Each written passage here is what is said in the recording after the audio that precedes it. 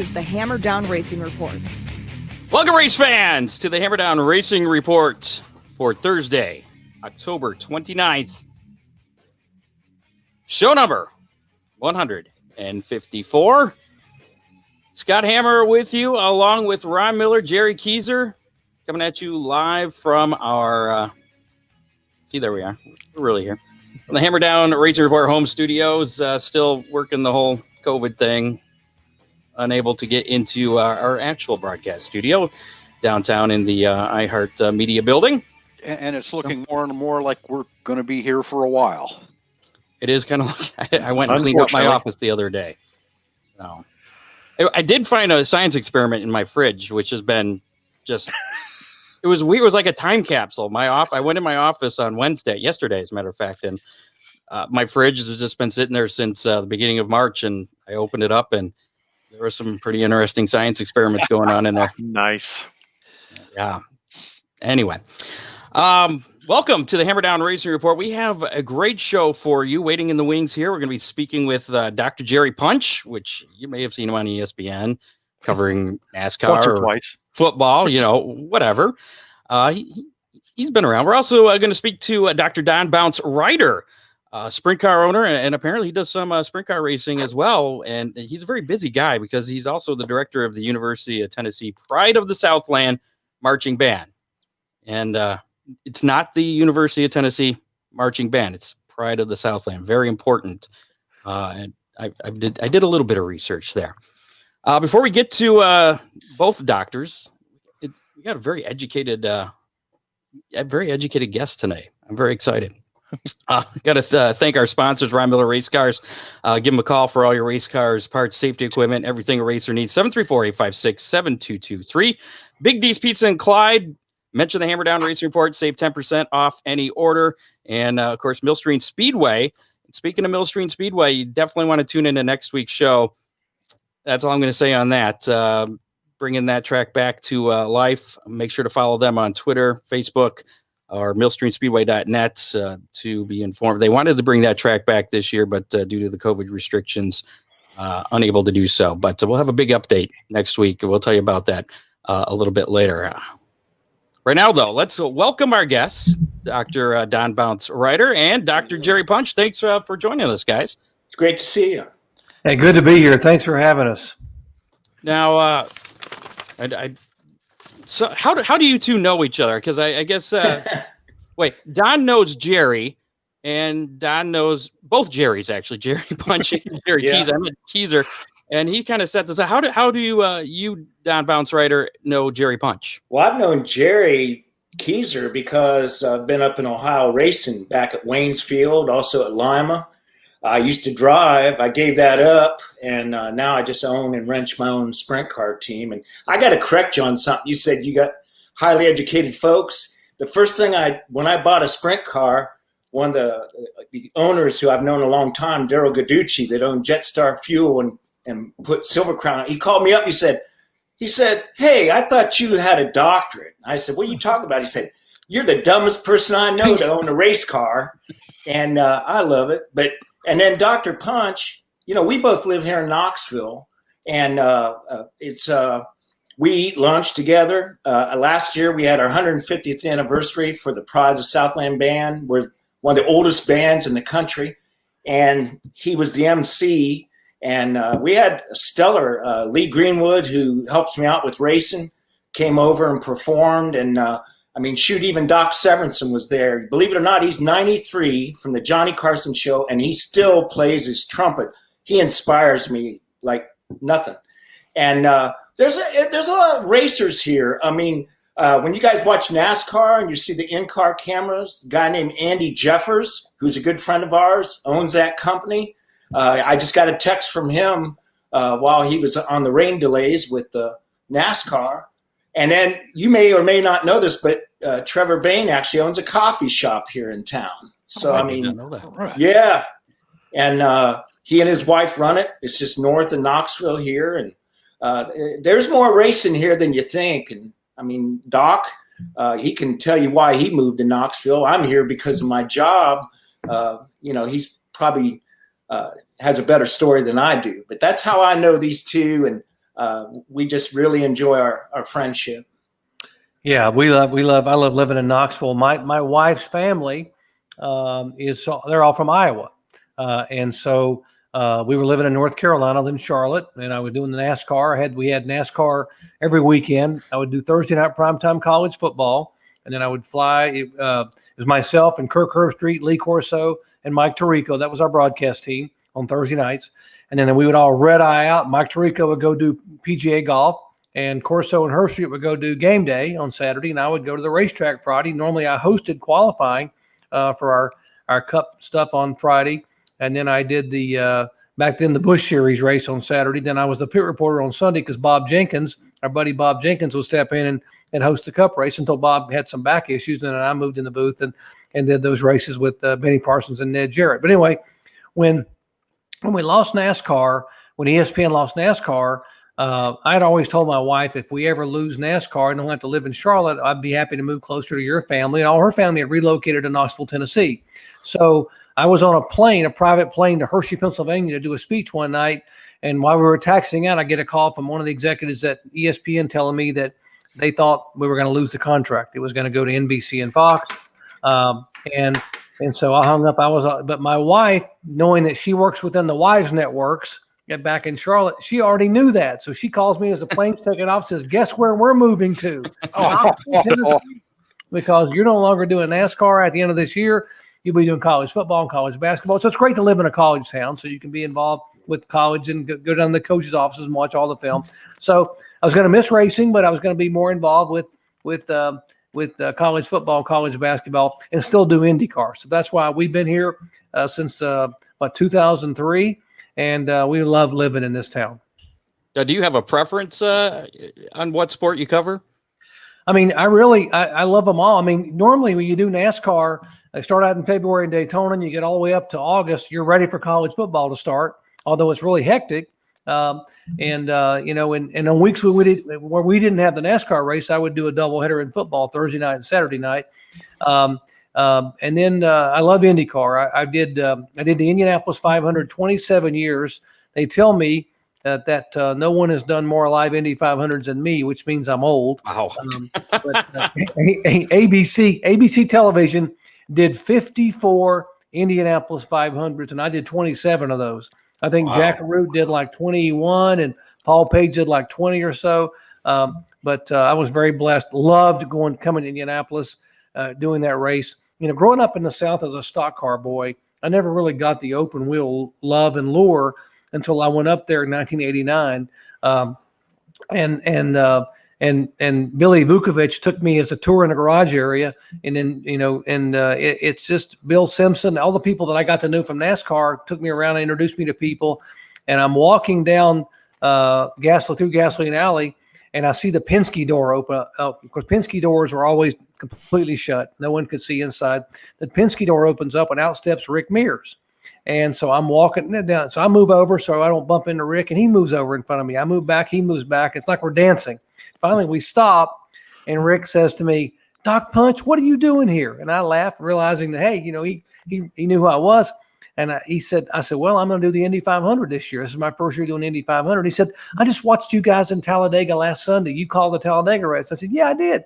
He said, come on with me. We're going to go inside the Penske garage. We're going to sit down with Emerson Fittipaldi and Danny Sullivan, and we're going to all be talk. I want you to tell us about Talladega and NASCAR, and we'll tell you all you need to know about Indianapolis. So I felt like, hey, how much better could that be than to get to go in the garage with those guys and be able to have and get those guys to sort of teach me a little bit about IndyCar racing. So fell in love with it and got a chance to do it a lot of years. Anyway, long story short, live here in Knoxville, and I feel very blessed to do what I've done. And then meeting Don here, getting a chance to go down and hear the incredible Pride of the Southland band and be a part of what he's doing. He keeps trying to yank me to go do sprint car racing, and I want to go.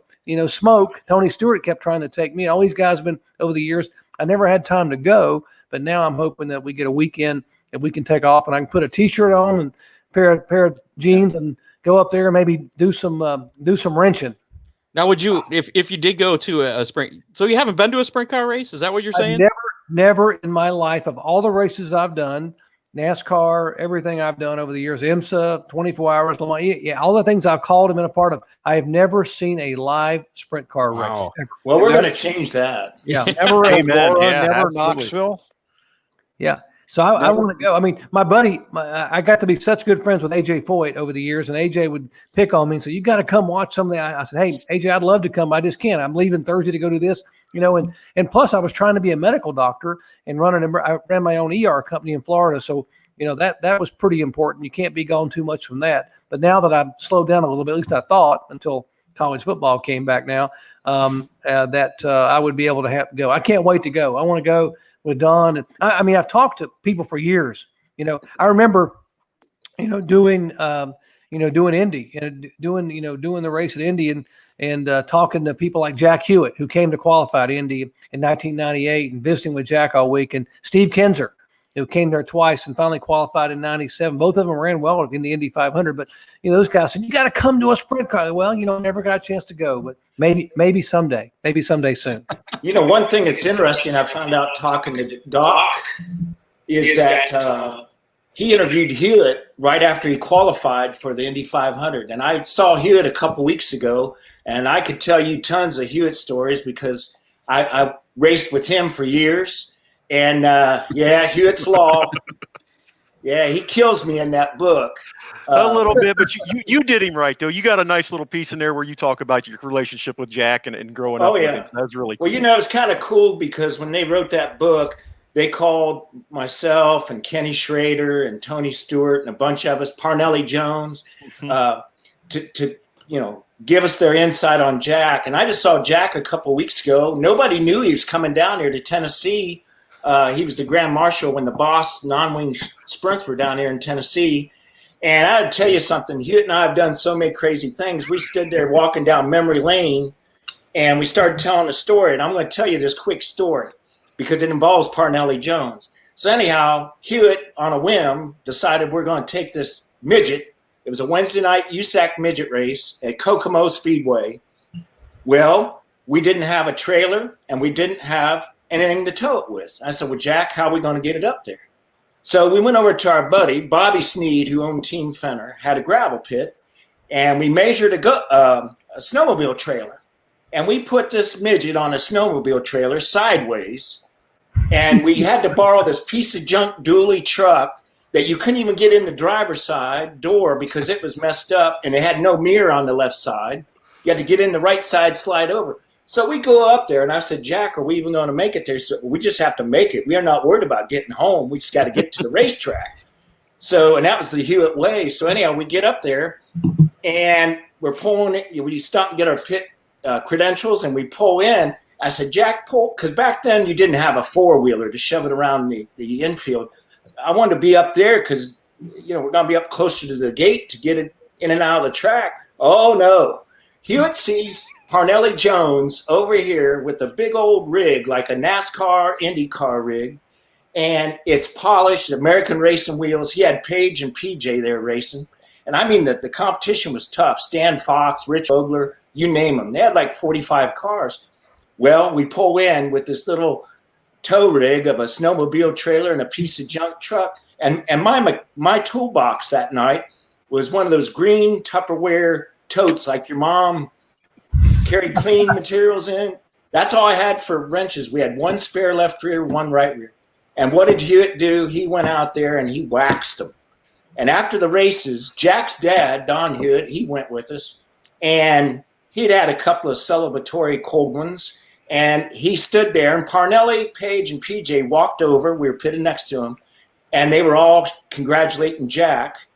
And Parnelli walks up there. And Don Hewitt looks right at him. He says, well, Parnelli, it's a shame we weren't racing tow rigs tonight. You'd have won. And Parnelli had the greatest comeback. He said, you know what? I think I'm going to sell this big thing and buy what you guys got. And there's young kids heard that story a couple weeks ago because they all think, you have to have these big toter homes and big rigs. And Jack and I were talking about, the old days where we had open trailers and a kid would see a race car going out. What great promotion that was. And I kind of laughed because about a couple of months ago, Luke Hall, who drives for me, I have great drivers, But Luke Hall came down here, and I took him to Arkansas and West Memphis, and it was sad. But West Memphis, I mean, that boy had him covered. We started sixth, and on lap 2 was leading it, and he lapped up to like 5th place, and we got taken out with 4 to go with the lap car. And that same thing, Jerry, happened last year to us at Lima Land. We had 1-1 there. Yep, we thought for sure we was going to be interviewing on the front stretch that night. Well, and it's funny because Lee Greenwood, I've got to deal with him, and I told you about this. Lee Greenwood said, if you ever win, call me, and I'll be a part of the interview. And I had him on speed dial. Like, I thought, we're going to win this thing. And then finally, I never called him. And so then the next day I get a text from Lee. He goes, what happened? And I said, you don't want to know. It was sickening, when you have them like that. But, I learned a long time ago in racing, you have to have good equipment, but by gosh, you better have a good driver. And I've been blessed. I mean, I only hire good drivers, and I won't even go if I can't win. And I've had Jeff Swindell, Dale Blaney was supposed to drive for me, but he got hurt. Cody Swanson. I've had Matt Westfall, Luke Hall, obviously, Jimmy Stinson. And then I ran Jimmy's son last year up in Montpelier, Indiana, 17-year-old kid starting 6th in the feature. And Luke was on the outside front row, and I just told him before he went out, I said, look, just get on his rear bumper. He's going to be up on the cushion, and follow him and then try to pass him. Well, Kale passed him like on lap 3, and we're running 2nd.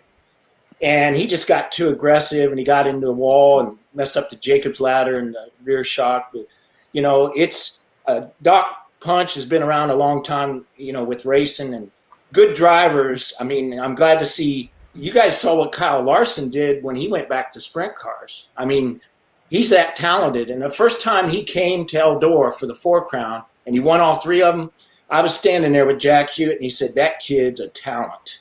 And he is. I'm glad that Rick Hendrick hired him and NASCAR's given him a second chance. But, with this COVID-19 thing, and I know Dr. Punch has a lot of insight on this, NASCAR's got to get their fans back. And I know they're going to run dirt at Bristol. But I will say this summer when I've been out racing sprint cars, those tracks have been standing room only. So we've just got to get back and get it going again. But, Doc and I have talked a lot about, why NASCAR is kind of losing their fan base. And it's a concern because that next generation isn't hooked on racing like we are. We got to get it back. So, Doc, I had a question for you.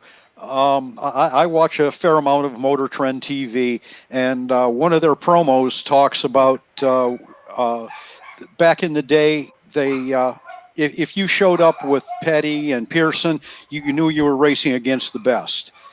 The racers coming up today, is that still the case?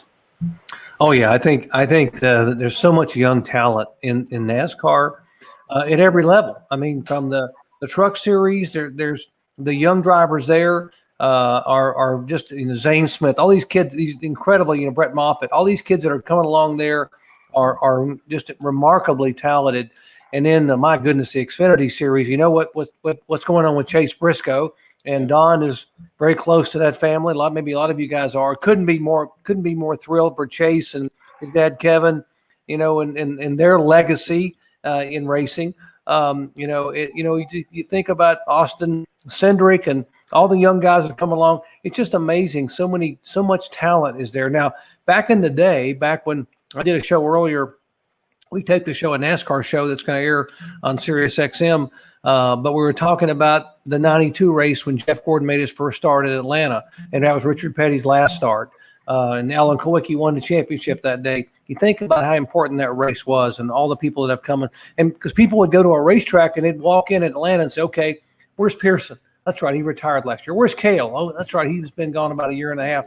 And they're thinking, well, wait a minute, Richard Petty's walking away today. What's going to happen to our sport? Well, we had a Waltrip, we had an Earnhardt, we had a Bill Elliott and a Jeff Gordon, and all these guys came along, and the sport was fine.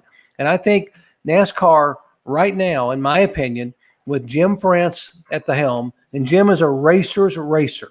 He loves racing. And I think his common sense, down-to-earth mentality, working with now Roger Penske and Open Wheel, I expect to see They're going to already do a doubleheader at Indianapolis Motor Speedway on the road course next year. I would not be surprised in 2021 to see with the new car that NASCAR is going to have out, the new Gen 7 car with all the added clearance. It's going to be so good to run on road courses. I wouldn't be surprised to see that car run on street courses in conjunction with the Indy cars at several tracks that are in the South. So I think there's just so many good things that are happening in motorsports, and the COVID, obviously, that NASCAR and motorsports, that was the first major league sport to be able to get back and compete. The NFL was trying, Major League Baseball was trying. They were having to go quarantine and put people in a bubble in Orlando. NASCAR worked out with the governors. And the governors, if they didn't want you to race, they didn't respect you, they wouldn't allow you to race, but they were able to go double headers. And here's the best part about race. You guys know racers like I do and like Bounce does. They didn't complain. There were other major league sports people were complaining about, well, how many games are we going to play? How much are we going to get paid? Now, these owners and drivers said, you need me to race twice a week, 3 times a week, bring it on. We'll do that because might not be any fans there, but we'll race and TV will cover it and the fans can watch. And we'll move on and we'll get events. Think about how hard that was. They sat down for 10 weeks, and then they started racing again twice a week. And now they're just a couple of weeks away from a championship and their own schedule. They got every race in the regular season and their own schedule. And the schedule this year, finishing the regular season finale at Daytona, finishing one of those segments of the championship playoffs at Bristol, on the high banks of Bristol. How good is that? The Roval. I really think NASCAR has turned the corner with under Jim France, and I think the cooperation between Jim France and NASCAR and Roger Penske, what IndyCar is doing, is going to really bring motorsports back to maybe where it was, hopefully in the early 90s. Let me get both of your opinions. Don mentioned earlier about the Bristol dirt race for the Cup Series, first time the Cup Series race on dirt since 1970. What's your guys' opinion of the Cup Series going back to dirt? I know that Richard Petty, not so fond of it, but what's your guys' opinion? Well, I think it's great. I think it's great because, when the NASCAR trucks would run Eldora, they packed the house. And, I think the fans, I think they've got to start thinking about the fan base. Now, it's hard to believe when you look at Bristol, and Jerry and I have talked about this. There was a time when there was a waiting list to get a ticket at Bristol. Yep. And if you want to go to race at Bristol, it cost you over $1,000 for the weekend. And they had people waiting in line to do that. Well, those days are done. I walked right up and you could buy a ticket for $25 and go to Bristol Motor Speedway and choose your seat. And it's kind of funny because some of you may or may not know this. And actually, Jerry was involved with this, and I didn't know it at the time. But when they did the Battle of Bristol, where they actually tore down the infield and University of Tennessee played Virginia Tech in the world's college largest football game. He was the sideline reporter for that, and he can tell you that place was packed out. And I'll tell you a funny story. I was on a conference call with the promoters of Bristol, and they were like, okay, well, this is like on the and Jerry, you could correct me, I think it was going to be like the eve of 9/11 anniversary. And they said, Can you and the Virginia Tech band do something to bring patriotism back? I said, well, I think I've got that covered. I said, my buddy Lee Greenwood's going to sing God Bless the USA. And they said, oh my gosh. And they shot off fireworks. In fact, the guy that owns that fireworks company, he does them in New York City, Washington, D.C. And he said, you don't even want to know how much money Bristol Motor Speedway spent on fireworks. It was spectacular, and it was memorable. I told our athletic directors and such, I said, this was once of a lifetime event, but let's keep it that way. It was really, it was kind of a hassle to do. It was great. It was spectacular.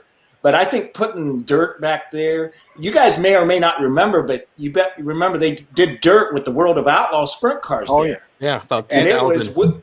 And late models. Yes, and it was wicked fast.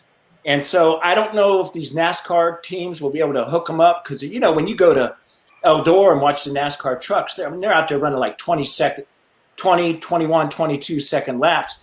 And I remember talking to Chase Briscoe, and he said after driving a sprint car there, you feel like you're in almost reverse. It's so slow. Speaking of Chase, It's probably about 5 years ago. I towed at that time I had a 305 sprint car, and which I got started because Ray Everham started a group in North Carolina. He was driving, and he wanted to bring sprint car races to the Charlotte area. Well, I bid in, I bought one, and then they started popping up the Race Saver series started popping up. Well, anyhow, Bloomington Speedway in Indiana was running a race. So I towed up there by myself. Now, how dumb is that? If you get hurt or whatever, I tow up there, and I had no pit crew. Well, who pulls in next to me but my old buddy Dick and Kevin Briscoe, who are Chase's dad and grandpa. And Kevin walked over to me and said, "Hey, if you need some help, just tell Chase what you need." So how many people can say that you had a NASCAR driver as your pit crew? I thought that was pretty cool. Pretty awesome. Yeah. I think the dirt on Bristol, I'm so excited. I think that's thinking outside the box. NASCAR schedule next year and making, 6 road course races. I think that's cool because people love the road course races now. They've been very exciting. Going to Austin, going to Circuit of the Americas in Austin, Texas, going to Road America, Elkhart Lake, Wisconsin, running on the road course at Indianapolis Motor Speedway. Let's face it, the oval was really not built for stock cars at Indy. So I think that race will be good. Be better than what we were seeing on the oval. I mean, the Brickyard 400 was fabulous. I was there and did the first 8 or 10 or 11 or whatever on ABC. But now I think that road course, especially the doubleheader with IndyCar, is going to be great. But having dirt on Bristol, on the high banks of Bristol, I can't wait. I will bet, I'm going to predict that you may see some legends, some legendary dirt track drivers come out of retirement and get a ride or try to be able to race that event. I think you'll have them packed in there trying to qualify, and I think you'll have those lines back. By the way, Don mentioned I was in the office of the promoter at Bristol, not before he sold it to Bruton Smith, with a promoter at Bristol, and he opened a booklet. It was sold out. He said, "I want to show you something." He had 30,000 requests for tickets that couldn't get in at Bristol. That's how many people he had on a waiting list. He said, "Let me show you the waiting list." He said, we'll call this lady here and just tell her we're just checking to make sure she's still waiting. There were 30,000 ticket requests that they couldn't fill at Bristol. That's how it was the toughest ticket in all of NASCAR. And the night they did the football game up there, Bruton Smith, the year before that, we were at Texas at the end of the year. Bruton took all the announcers to breakfast one morning at the track before the Cup race. And he said, "I am going to do that football game in Bristol next year." And he said, "I'm going to do a big entertainment night the night before." I said, I'm thinking about, said somebody said, "Why don't we get Kenny Chesney to come in and entertain the night before the game?" And Bruton said, no, I want Garth Brooks. And then he called, pick up the phone, and Bruton told us, I picked up the phone, I called Jerry Caldwell, the promoter at Bristol, and said, "Just get them both. Just get them both, and we'll alternate sets." Well, that wasn't going to work, obviously, in the entertainment business, but ended up getting Kenny Chesney, and Kenny came in and set the big stage up and had a big concert the night before.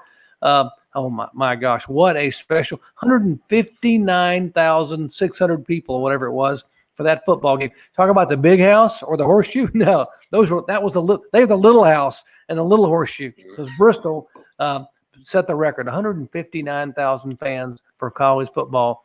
And I stood there and watched Tennessee run on. The pride of the Southland marching band was behind me on the, playing Rocky. Oh my gosh, what atmosphere! What incredible atmosphere that was.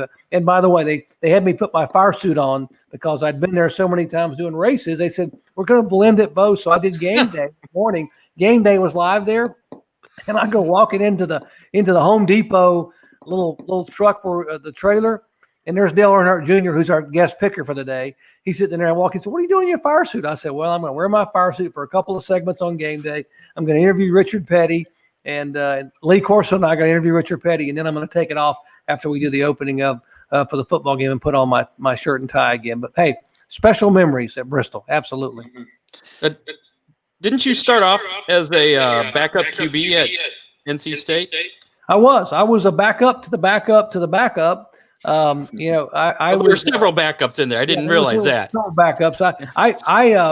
I had a clipboard, and I did my head coach was Lou Holtz, and I had a clipboard. I did a really nice job of charting plays for Coach Holtz.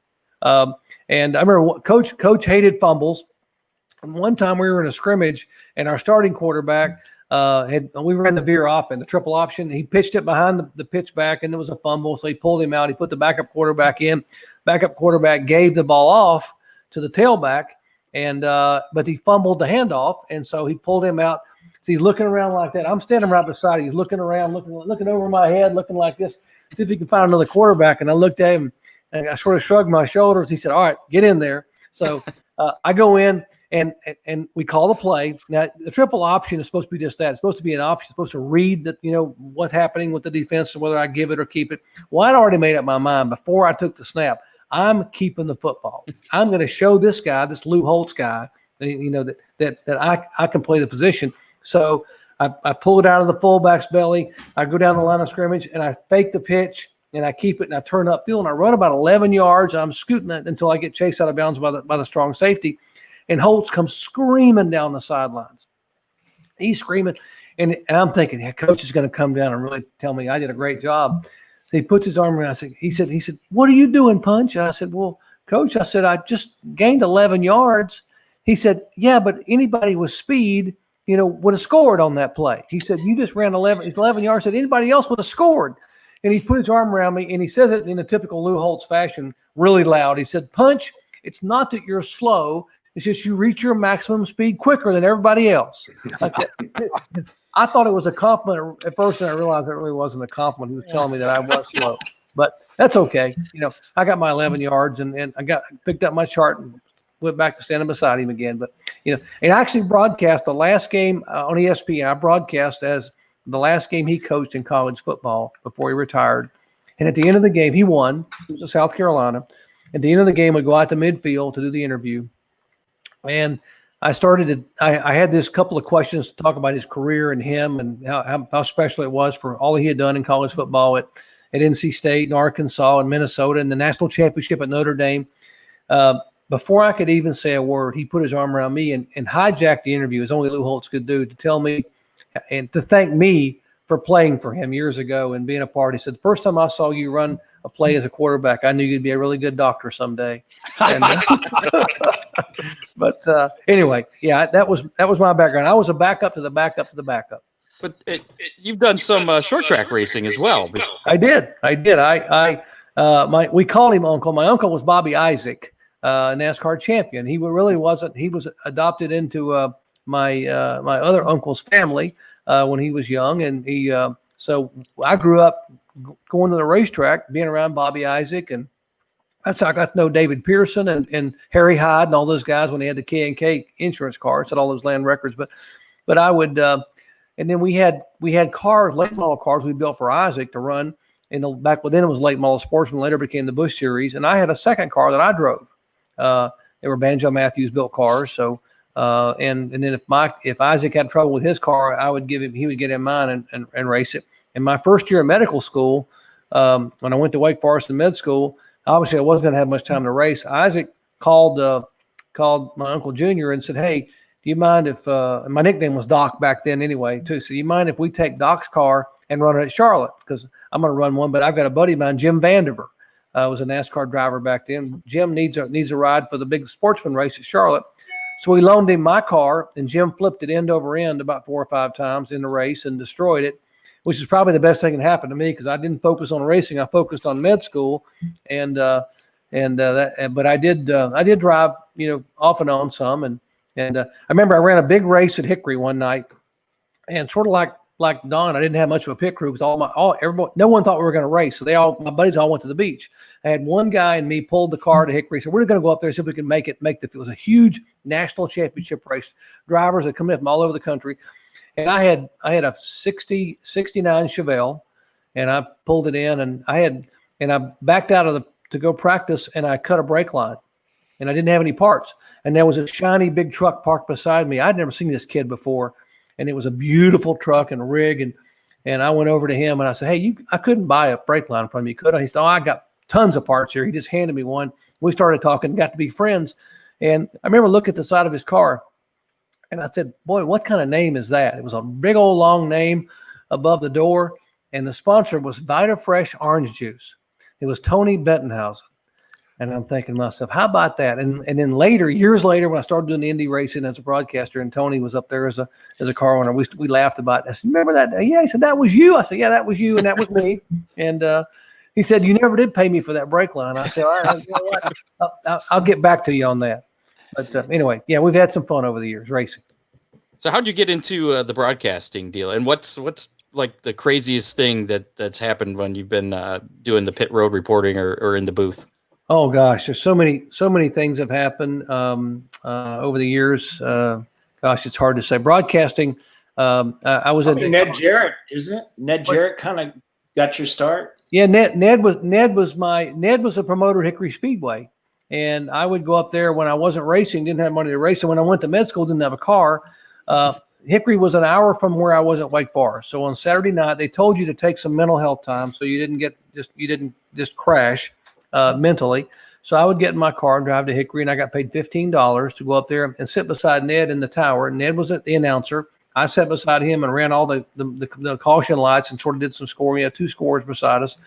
And then one night, Ned was actually being inducted into the National Motorsports Press Association Hall of Fame in Darlington.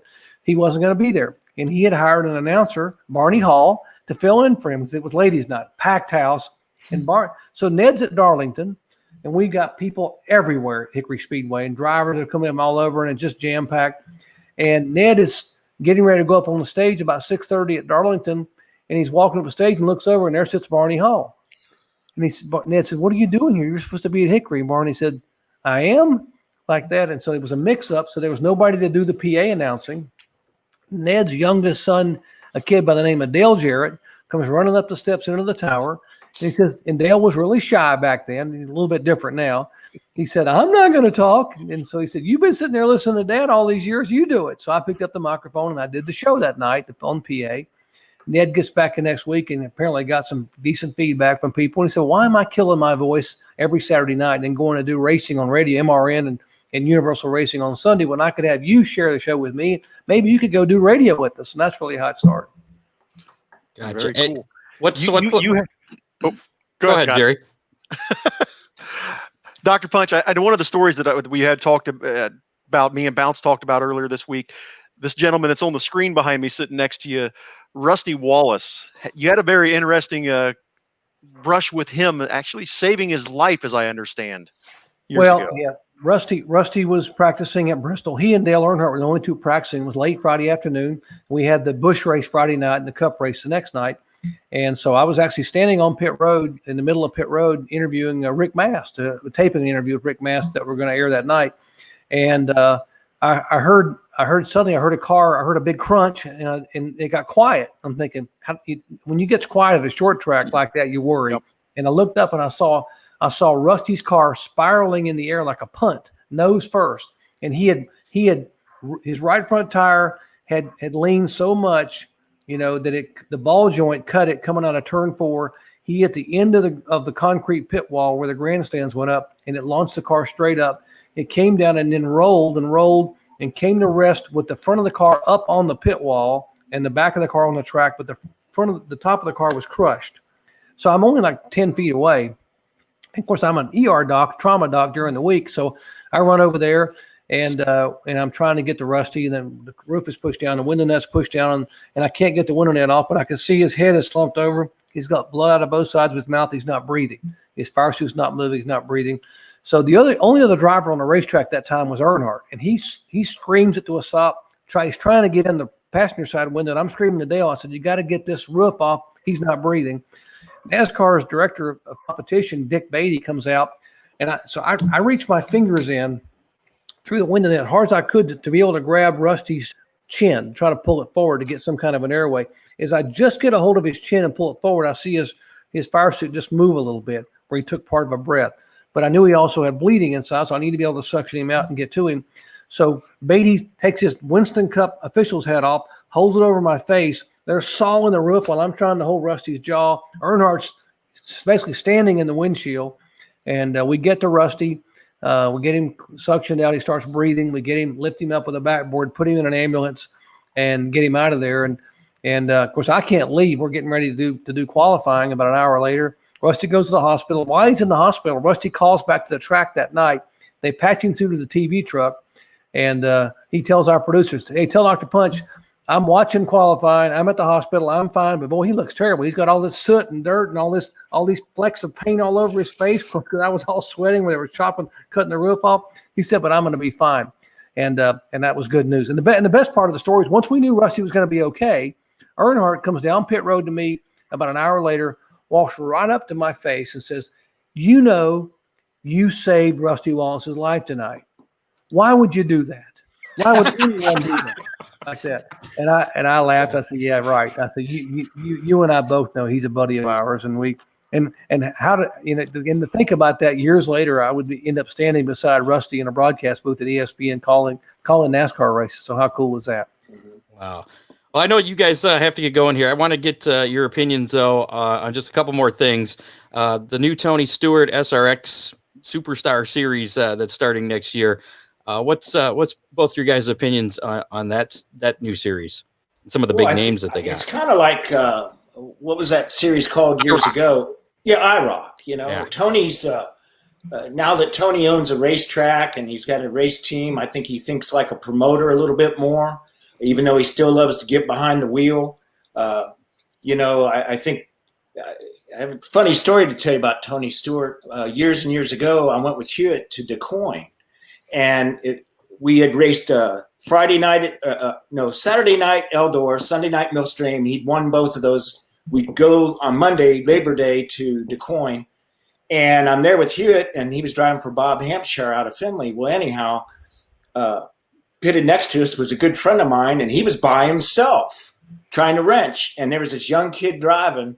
And I walked over, and his name was Jack Steck. And I said, "Jack, you need some help?" And he's very particular, as some mechanics are, like won't let anybody else touch the car. But he trusted me because I'd been around him. So I started helping him. And, again, we had no four-wheelers, so we shoved the car up there by hand. And the driver's helping me shove the car, and Steck was pulling his battery cart. And we get up there, and the driver fires it up, goes out to qualify. And I look over to Jack Steck. I said, "Who is this kid driving for you? Never heard of him." He said, "Some kid named Tony Stewart." And Stewart ran 5th that day, and Hewitt won it. And I'll never forget it. After the races, all the fans came down there to Hampshire's trailer, and Jack was signing autographs, and Tony was standing there right there with us. And Hewitt said, "You guys better get his autograph. He's going to be big time someday." And the fans blew it off and walked away. I bet they regret that now. But Tony actually bought that car. I found out, he has it in his collection. That he bought that car, which Jack Steck built.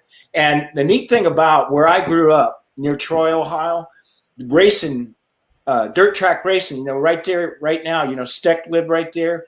There was a guy named Doug Trost. He wrenched USAC back in the day, like Rich Vogler. You drive uptown to his gas station, there's Rich Vogler in there. Or, Gary Benthausen drove for him. I mean, he had a lot of big names, and Hewitt drove for him. But now I've been watching his son, or actually his grandson, little boy, Dylan Trost, and I saw that he just won a national karting championship. So I love that, looking at, we got some future, like Dr. Punch said, we got some kids coming.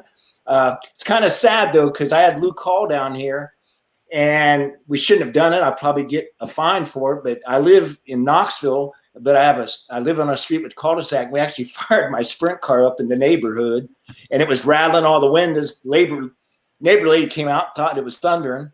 But there were little kids on their bike, and we both noticed they'd ride their bike by and wouldn't even stop. Now, I know most of us as gearheads, as kids, if there was a sprint car sitting there loping, well, you're going to get off your bicycle and you want to go see it. But I guess I'm a gearhead, and they were just going to ride their bikes. But, I think Tony's got a good idea. I don't know how Dr. Punch feels about it, but I think he's just trying. Yeah, I think he and Ray Evernham, I like the idea. It's going to be on CBS, going to have great television coverage. And I did the International Race of Champions. I did the IROC races. I was a pit reporter. I only had one pit reporter all those years when the legends in IndyCar and Formula One, whatever that were there, NASCAR. And Steve Kinzer. Yep, absolutely. And you name it, they were there. And so, and then I called the races on IROC for a number of years. So I think having these legends, having these guys come back and race on different kinds of tracks, Short tracks, dirt, asphalt, whatever would be so cool. Someone called me and said, wouldn't it be cool to have an announcer who called these guys races in their prime doing that series? I said, well, you know what? I'll have to have Smoke or Ray Evernham give me a call, because I think that would be fun. But that wouldn't be against your contract with ESPN, would it? Yeah, well, I mean that. Yeah, no. I don't have. The ESPN thing is. I'm still doing games, but I'm not full time with ESPN anymore for 33 years. So I could do it. Which is a great part. That I would love to do it. I have friends that I guess it's okay to say. I even had a guy from CBS send me a text say, "Hey, this is right down your alley, Doc, because you did all those IROC races. Because this guy used to be at ABC years ago." He said, and now we're going to have this series with Tony and Ray. Wouldn't it be cool for you to be involved? And I said, hey, I would love that, because these guys, Bobby Labonte, these guys, I was there. I called Bobby's races. I was there and he won the championship on the stage with him, as I was with many of these guys. So anyway, yeah, I think it's a great series. I think it's gonna have some growing pains, but I think that we got Ray Evernham involved and Tony involved. Their heart's in it. And they love the fact that you're able to get all these, and who wouldn't want to see some of these legendary drivers get back on the racetrack again and compete? It should be a lot of fun. I hate to say this, but for you two Jerrys and you guys that are announcers, but back in the I've been the late 80s probably, Burt Emick in the All-Star Circuit of Champions, he and Jack Hewitt promoted a race at Whitewater, Indiana. And Hewitt comes up to me and he says, you're going to be the announcer. I said, I'm no announcer. He said, you're going to go be the announcer. I said, Jack, I've never done it before. He says, hey, it's easy. Just get up there, hold the mic, and run your mouth. And so that's yeah. Exactly I how I hate to got say my that. start. Yeah, I think it's. I resemble that remark. Yeah. All right, last question for you guys. Who's going to come away with the Cup Series championship this year? Go ahead, Doc, first. Oh my gosh. Well, I mean, not to put you on the spot. Yeah, I tell you, all year it's been Harvick and Hamlin, and right now, I mean, it's and Denny Hamlin's not much above the cut point, so wouldn't that be something if he didn't make it after Martinsville? Kevin Harvick's hard to beat. He's just hard to beat. Stewart Haas Racing, he's got a little bit of Earnhardt in him, a little bit of Tony Stewart in him. He's cantankerous. He's tough. He can drive anything, and he's and when it comes to Phoenix, he's good. Back in the days when he was running in the what was then the old Winston West, anything he drove at Phoenix, he was a contender. He either win it or finish second or third. So I can't bet against Kevin Harvick at Phoenix. Although Joey Logano won there in the spring, but there wasn't a championship on the line. I think Kevin Harvick's going to be hard to beat. I vote for Harvick too. I think he's going to I think right now Smoke's team's got it together, and I think I can't wait for Chase Briscoe to join in. I think that's a great addition, not just because I've known his family for 40 some years or so, but I mean, Chase is a great kid. I keep telling Doc all the time he needs to meet Chase. I mean, he's a great kid, and I think Tony did a great thing. I think in many ways Tony, because Chase grew up right near where Tony did, and I think this is kind of like bringing it back home. And I like the fact that Smoke gives back like that and hasn't forgotten his roots of sprint car. And, I think that's great. So I kind of think Harvick's got him covered. That's my vote. I agree with you guys. I concur. I think Harvick's going to be very, very tough to beat. He has been all year. He's been the guy that's had ice water in his veins basically all year, right there every time. And even struggling at Texas, I think he'll turn it around. He has a way to come through at the end. But Logano kept him behind him. Yeah. Now, Jerry, if this is Jerry Keyser, if I can drag Dr. Punch up to Lima, if they ever get a race up there again, which UNOH owns that, right, you need to throw him on the microphone and just let him talk. There you go. Absolutely. You guys come to Lima Land. Absolutely. We'll get you in the tower. I would love to get Dr. Punch to see a sprint car race at Lima. I want to get him to Eldora for sure. I think absolutely he needs to go to Eldora. Tony's done a wonderful job that's probably the most beautiful facility in the country. And, I want him to see it. I think we'll get the hook in his lip. We'll get him to a lot of tracks. Maybe even get him over to Knoxville, one of these, the real Knoxville for us sprint car guys. Well, we live in the real Knoxville. That's the west one. But I even gave him a hard time about getting him over here in my race shop and get some grease under his fingernails and get him to turn in wrenches. So I'm going to get him out there. I'm going to get that done. All right, guys. We appreciate you coming on. It's been great talking to you, Dr. Don Bounce Ryder and Dr. Jerry Punch. You've always been an idol. I mean, growing up watching NASCAR, seeing you doing all the pit reporting, everything, it's great to actually talk to you guys. It's great to be on the Hammer Down Racing Report with you guys. Thanks for having us. I appreciate you opening up the mics tonight and let us just reminisce a little bit and tell some stories. And hopefully we'll see you guys at the racetrack soon in Indy or at Lima or so one of those tracks up there. Yeah. Maybe we'll all be at a sprint car race one night. Wouldn't that be cool? Thanks for having us on. And the thing of it is, you got to understand, Jerry Punch and I, when we go to lunch, I'll tell my secretary, hey, I'm going to go have lunch with Jerry Punch. She says, well, I won't see you for 3.5 hours. Because we get to telling stories. And it's so funny because our paths, even though they've been on different roads, but who in the world has never ate at Junior Johnson's when Flossie cooked for you? Flossie was his first wife. And you want to talk about Cracker Barrel on steroids? She could make chicken and dumplings. Junior was the salt of the earth, and I drove J.W. Hunt. You guys may have heard of his name before. Okay. But Mr. Hunt had a Grand National car, and Jack Ingram drove it, and Banjo Matthews. So we went down to see those guys. Jack lived in Asheville, and then we went over to see Junior, and they, it was just to sit in that shop. And then Junior started showing us all the ways he cheated. And I think that's what's missing from NASCAR too, is the innovation in the cheating. Yeah. Yeah. It was innovative what he was showing us. He said, well, what you had to do was make a couple of obvious ones where they thought, we got you. And they had 3 more planted that they couldn't find. So I think that's what if you talk to those old timers, they love the cheating. But again, thanks for having us on. Jerry Keyser, thanks for getting us on here. And thank you, Bounce, for coming. It's Scott and Ron, thanks. Good to hear from you. Yes, thank you. And this is the first time I believe we've had a movie star on because Jerry Punch was in Days of Thunder. Yeah. He actually went out to dinner with Tom Cruise and Nicole Kidman, believe it or not. We got so much. I got so many questions here. We could have gone on for hours, so maybe we'll have to try and have you back on. I could have got into some Hewitt stories that, we could have been on this show between Doc and I for 4 hours. And come January, we're trying to fill some gaps since there's not much racing going on. So maybe we can have you guys back on. Well, we'll check it out. All right. Thanks again. Thanks. Thank you very much, guys. Thanks. All right, guys. Thank you. Thank you. Later, guys. Here you go. Dr. Jerry Punch, Dr. Don Bounce Ryder. Awesome conversation with those guys. Very cool. Definitely a lot of stories there between both of them. I'd like to be a fly on the wall, at one of their lunch meetings. Yeah, absolutely. That would be awesome. And let's make this happen with the SRX series. Let's talk to Tony and get, or CBS or whoever's making that call for Dr. Punch to be there. Yeah, I think Dr. Punch already has his hand up. You think so? So? I'm in. Yeah. We still got a lot to cover here.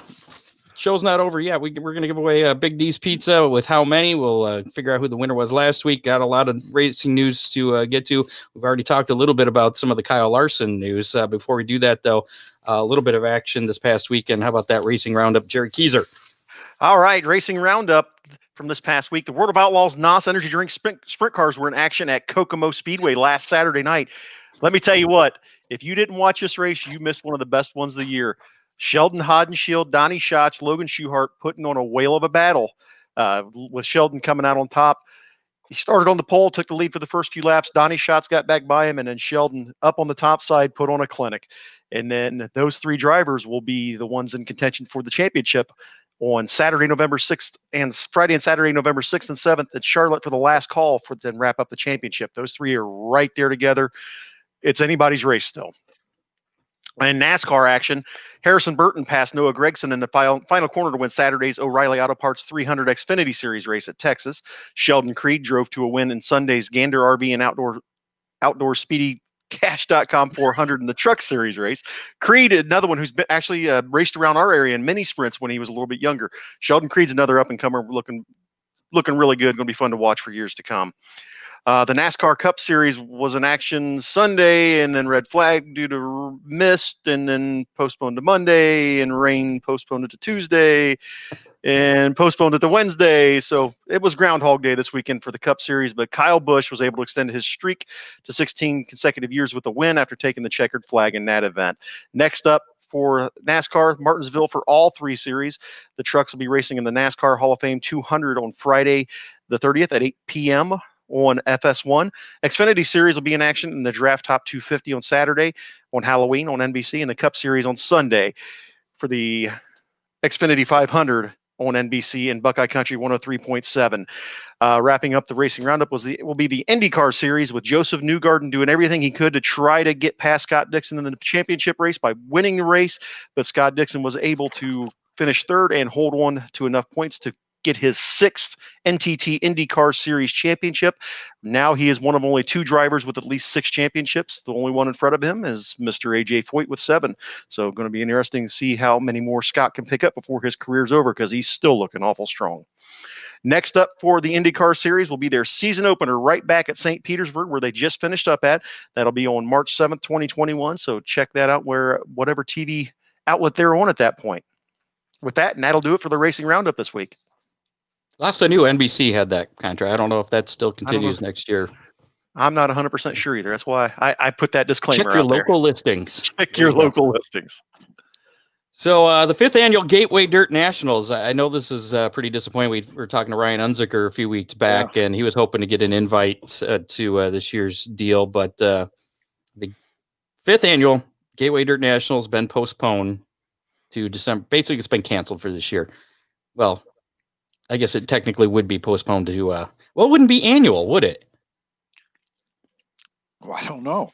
I'm so confused on this. It's not happening this year. It's happening December 2021. That'll be the 5th annual, even though it's annual -1. I guess this year just gets an asterisk for everything. It's just like having a rained out event. Like, the birthday races been beaten by rain once or twice, hasn't it? I think once, just once, but yeah.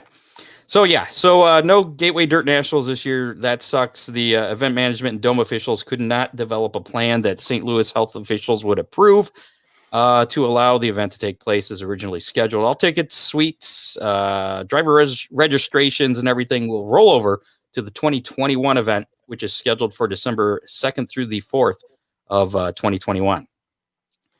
Sad news, dirt late model veteran Jackie Boggs died at age of 50. The Kentucky driver's last race was October 16th and 17th during the 40th Dirt Track World Championship at Portsmouth Raceway Park.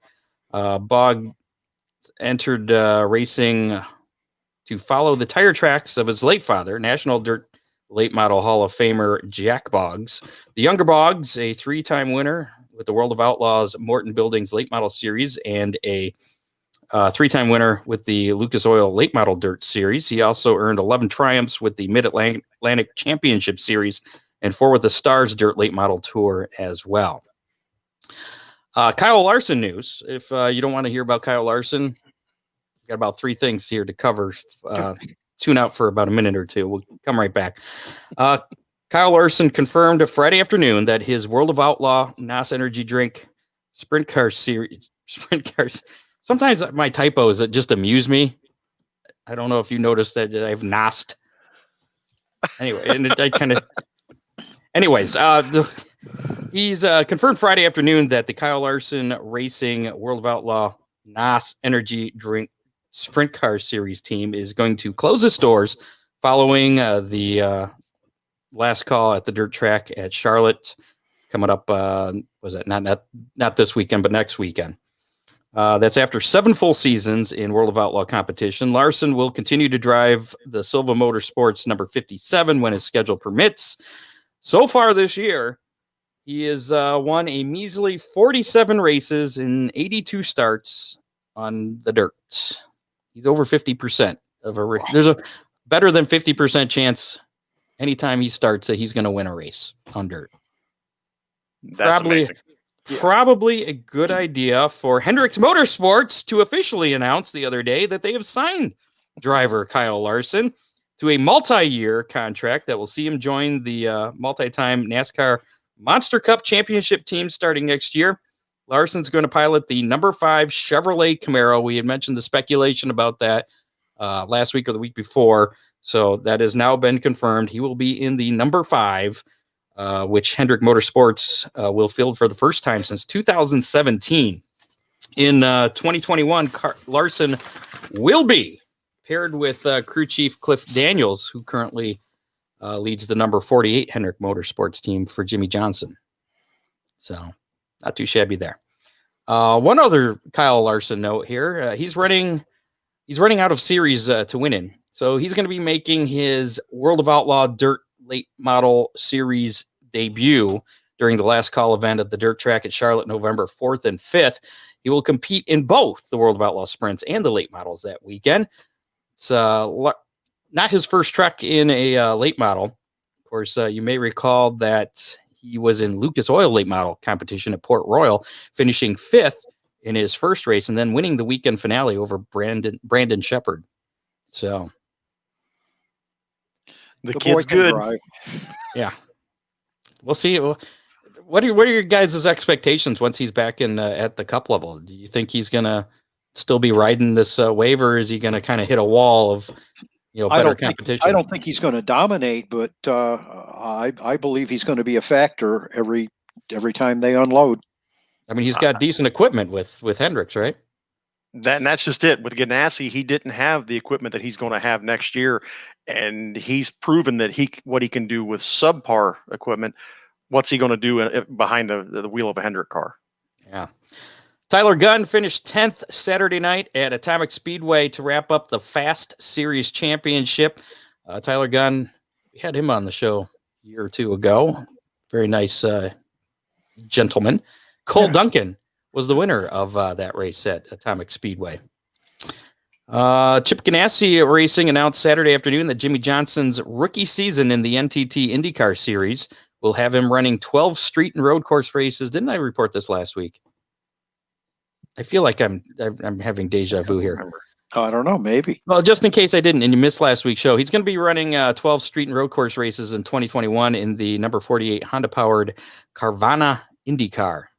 Hopefully I pronounced that right. Maybe I didn't. No, I deleted everything from last week. So that's fresh news. Dale Earnhardt Jr. will once again compete in the NASCAR Xfinity Series. He's going to do that one race deal again next season. He's got Unilever as a sponsor, and that's part of that deal. The team has not announced which race it is going to be as of yet. Wouldn't it be cool to see him on the dirt there? I'm assuming, is the Xfinity Series going to run on the dirt too, or is it just the Cup Series? You guys know? I've got to believe all 3 series will, but Yeah, I would think, because they already have a dirt package for the trucks. Yeah. This remains to be seen. We'll find out. And finally, World of Outlaws and dirt car officials have decided to cancel all banquets for 2020. This includes the banquets for the World of Outlaws NOS Energy Drink Sprint Series, World of Outlaws Morton Buildings Late Model Series, Super Dirt Car Series, Dirt Car Summer Nationals, and Summit Racing Equipment Modified Nationals, Dirt Car Northeast, Hoosier Tire Weekly Racing, and all other dirt car divisions. So no banquets there. just mail the checks. There you go. And that's it. Did we see the Fast Series news that went along with their championship wrap up? I missed what? Do tell. They will be running at Atomic Speedway on the Thursday before Memorial Day with the second highest paying sprint car race in Ohio, $20,000 to win for the KC Classic. And that will be fast sanctioned. So very exciting news for Aaron Fry and all the folks with the Fast Series. Wow, no, I did not hear that. Is that breaking news? That went out with the press release from the weekend's race. Aaron sent that out. It was something they announced during the end of Saturday's race. There you go. And that again will be called the KC Classic. 20,000 to win. So that's going to be very exciting for them. And then the Boss Series, which is also ran by Aaron Fry, has up their series purse for 2021. I did see that. I did see that. For the regular series events will now pay $2,000 to win. So didn't I see it's 5,000 to win for the championship. That's what that 5,000. I did remember reading that too. Let's play How Many? Chance to win a Big D's pizza. We'll start off with last week's how many. Last week we kind of veered out of racing. We're going to bring it back into racing. Last week's how many points will be scored in Sunday's Browns-Bengals game. That was this past weekend. Total points ended up being 71 between the two teams. 37-34, I believe, was the final. I was the winner because I picked 63. And I was even low. Everybody else guessed lower. Our online winner, Ron, you may know this guy. His name's Steve Miller. Really? Yeah, he picked 64. He was the All highest right. guest of our online winners. So we're going to go back to a racing related how many this week for a chance to win a Big D's pizza. This week's how many? How many? Why is Karina Belcher saying you're awful, Ron? What? Oh, What? awful quiet. Quiet. Quiet. You meant quiet. No. The E and the T switched kind of changes the meaning of that. I was a little confused. Sorry, I shouldn't be reading our Facebook comments as I'm doing this. How many caution flags at Martinsville for the Cup race on Sunday? Everything's still remaining on schedule as originally planned, even with the Cup race at Texas just finishing up last night. So that's the how many for this week. If you want to play for your chance to win a Big D's pizza, go ahead and put your guess in our Facebook Live comments. And I'm making a rule change for our Facebook Live guesses. You can guess the same number as someone else. You don't have to be first with it.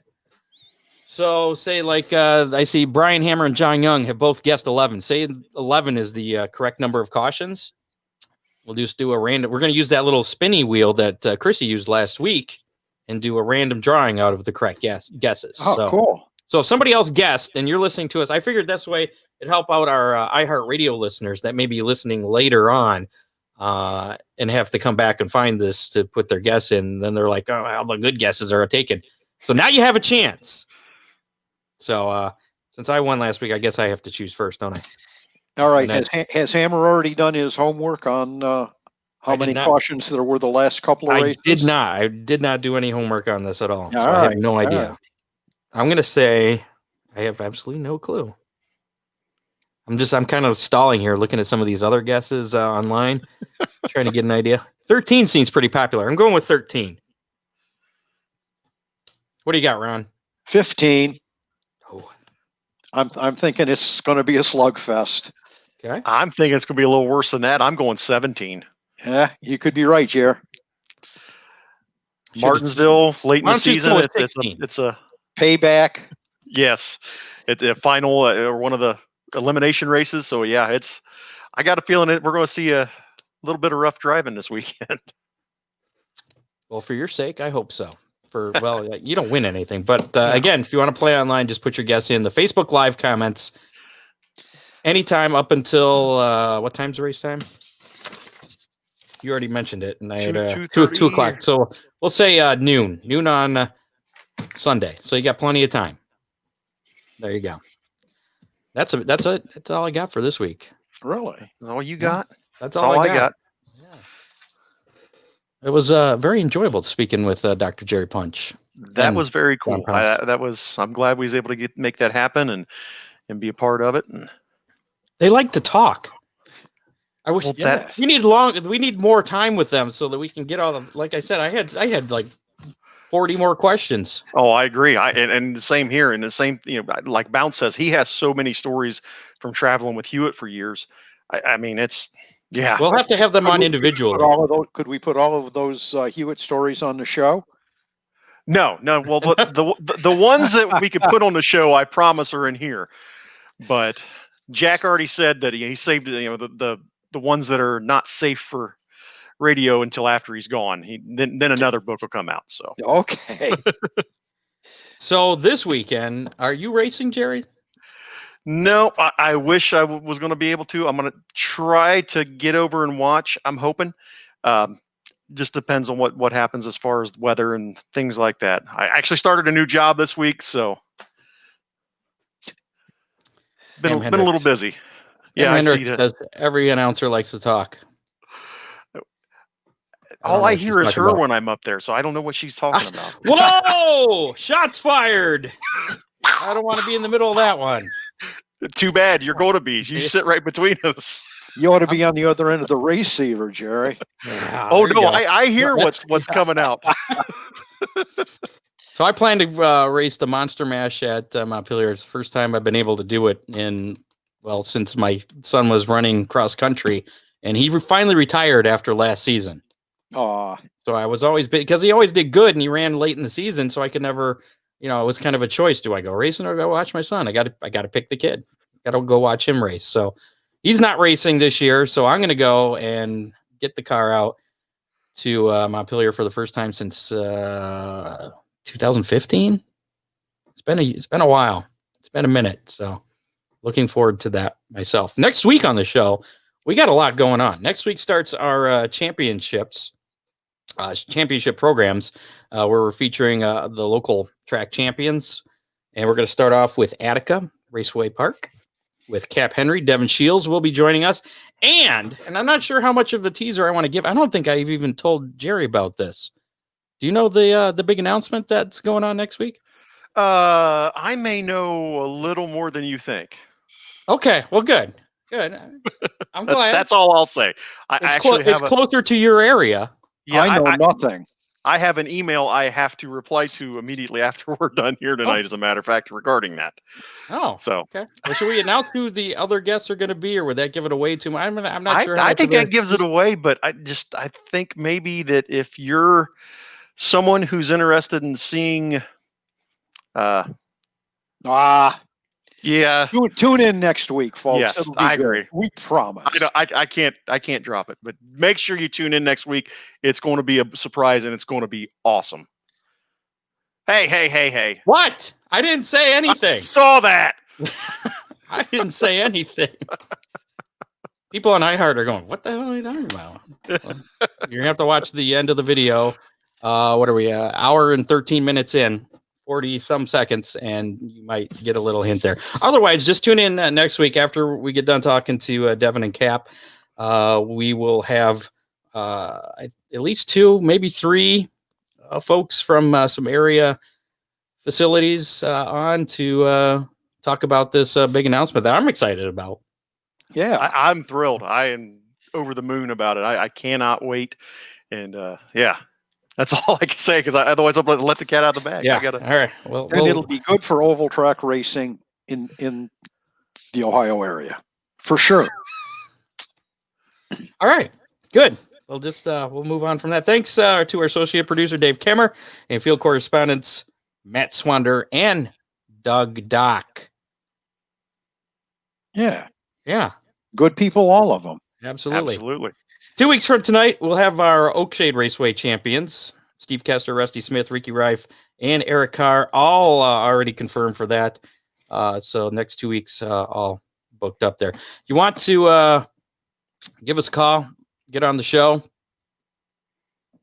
Thomas Cole, like something's going on there in the comments. I don't know what you're talking about. If you want to be on the show, give that number a call right there. So far, it's been super popular. 419-318-3081. That's 419-318-3081. It's the Hammer Down Hotline. It's open 24 hours a day, 7 days a week.